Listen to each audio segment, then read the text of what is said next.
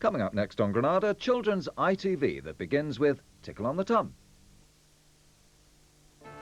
Joe Sugden hasn't reckoned on Mrs. Bates when he visits Alan Turner's office. I'm sorry, Joe, you'll have to ask Mr. Turner. It's not up to me to decide who can look at the files. This isn't the Secret Service, you know, and we all work for the same company. Yeah, well, I just work for Mr. Turner. What is a cash register doing on the bar, eh? Correction, Mr. Turner. I'm sorry? A cash register which is now in perfect working order. If you like to pay me, I'll demonstrate.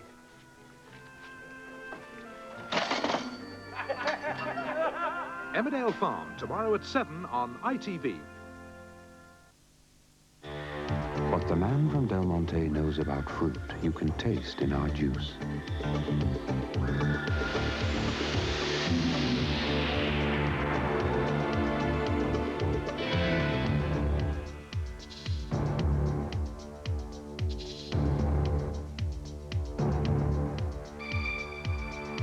The man from Del Monte, he says yes! Del Monte Pure Juice. Why don't you say yes to the best?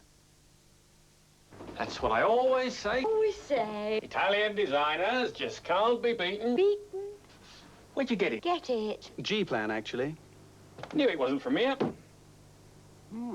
Have to go a long way for craftsmanship like this. Like this. Only as far as G-Plan. Well worth the journey. Journey? Sacre bleu, the French know design. Rendezvous. We were there for 2 weeks last year, so I know. He knows. But it's G-Plan. Paris, natural mall. When you really know about furniture, it's G-Plan. G-Plan? A beautiful home deserves more than just an air freshener. It deserves a fragrance such as Mirair. Mirair will last and last with a subtle, more sophisticated fragrance to complement any room beautifully. Mirair, the fragrance that will give any room a more sophisticated air. Now, what's got more than it had before? Oh, much more than it had before. What you call the extra you get for nothing? No! Where can you put a whole lot more? Yep, yep. Only Smarties have the answer. One thing you'll notice when you visit Pronta Print for your business printing is the feeling that we're working exclusively for you. As if we have a greater understanding of your particular print requirements, whatever line of business you might be in. Doing as quick and efficient a job as you'd expect of anyone working in your own company. Pronta Print. All your printing. Tailor-made. From the inner woman comes the inspiration. From the inner woman comes the belief. And from today's good-tasting outline comes the possibility. Low-fat outline. Half the fat of butter or any margarine. From the inner woman comes the outer woman. The BP Treasure Trove. Collect your game charting card at a BP station and win £25,000, a Montego or a Caribbean holiday. Ha! If men had to cope with the washing, they'd soon be looking into a Creeder. They're simple to use and so reliable, Creeder are happy to give a 5-year parts guarantee. Ideal for a family of 3, or 4 or 5, or 6.5. Creeder, science for womankind. Just call up all those legs at once and go out jogging all through lunch. Fix that computer, walk the dogs, and spend the weekend chopping logs. Snaggity yak! Oh, my back. Relax in a warm Radox bath with a unique blend of herbs and mineral salts. Superstar George Michael is on the cover of the new Look-In, and inside he talks about the Wham breakup, and there's a smashing centre-page pin-up of him too.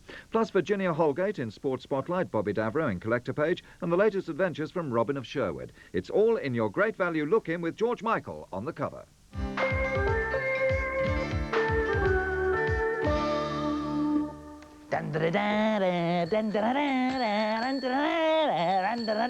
Great, eh? You should have seen me threading my way through the traffic. I was fantastic. I was going so fast the clock couldn't keep up with me. Here, we've got a big announcement about our competition later, but the bank's a clue, and so are these. Puzzle day? Well, you'll have to wait, because it's time for Tickle on the Tum.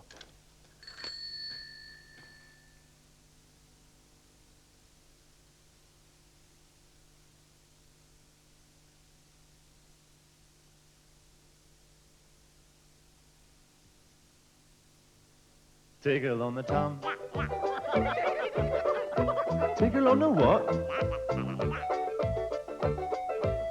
Look down, there's Tickle Town. And there's the River Tum. Tickle on the tum. Oh yeah, tickle on the tum.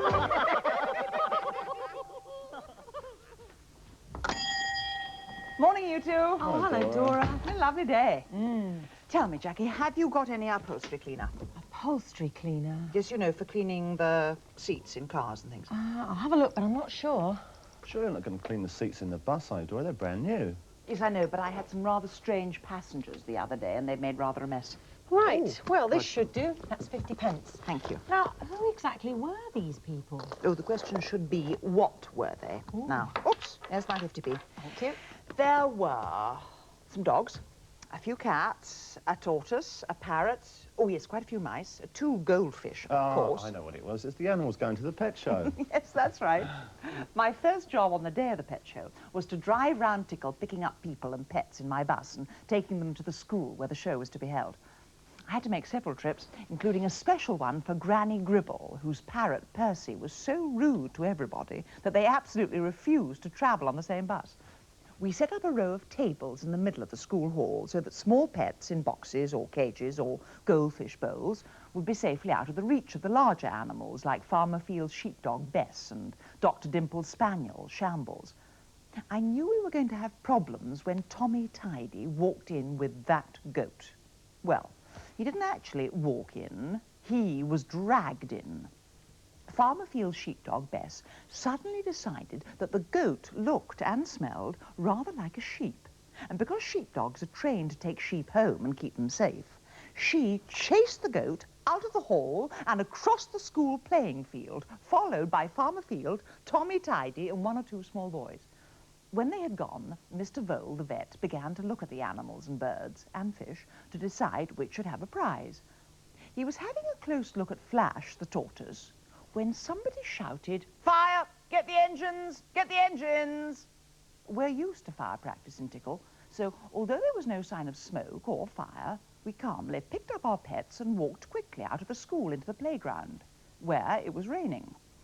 A few moments later, Freddie, the fireman, arrived with his men, and we all cheered. Freddie searched and searched all over the school, but there was no sign of a fire. All he could find was Granny Gribble, who, being slightly deaf, had not heard the fire alarm and was still sitting in her chair, quietly knitting a scarf. So he said it was safe for us all to go back into the hall. And what was the first thing we heard when we got back inside? Percy the parrot. "London's burning!" he squawked. "Fire! Fire! Get the engines!" He was practicing his nursery rhymes. So much for a fire alarm. I've always said that bird is a nuisance. Anyway, Mr. Vole, the vet, got on with the judging. And my 2 goldfish, Cuthbert and Malcolm, won the prize for the best fish. Actually, Cuthbert and Malcolm were the only fish in the show, but I was still jolly pleased to win. Percy the parrot won the top prize of all. Mr. Vole said Percy was a very fine parrot. He pinned a large rosette to the cage, and Percy poked his beak through the bars and bit Mr. Vole on the thumb. He's a very ungrateful bird. We were just clearing everything away when Farmer Field burst in through the door. He was covered in mud, his coat was torn, and his hat was crammed down over his eyes. "They followed the goat," he gasped. "All of them, and they're coming this way. Get under the tables." So we did. People, pets, boxes, cages, even Granny Gribble and Percy managed to squeeze under one of the tables. Then in came Tommy Tidy's goat, followed by a whole lot of sheep at the back, her tail wagging proudly. Farmer Field's sheepdog. "Come by, Bess!" shouted Farmer Field to his dog. Bess turned in a circle, pushed the sheep into the middle of the hall. But the goat took no notice of the dog. Instead, he walked over to the chair where Granny Gribble had left her knitting and began to eat her scarf. Out from under the table shot Granny Gribble. She grabbed the goat by the horns and pulled it out of the hall. "And the rest of you out!" she shouted. The sheep went meekly through the doorway. I'm told that Farmer Field offered Granny Gribble a job that day as a shepherd. As a shepherd. Talking of pets, parcel arrived at Bunny Brown's pet shop. Oh, yes. To be honest with you, Dora, I am not over keen about having it in the post office. After all, there might be some terribly dangerous animal in... Ralph, I saw you. Ralph, I might not let you read the Tickle mail. Oh, go on. Go on, I'll have to think about it. What do you think of it so far? Rubbish. Really? I don't think it's that bad. I mean, look at this great picture we've been sent by the children at Sandy Lane Day.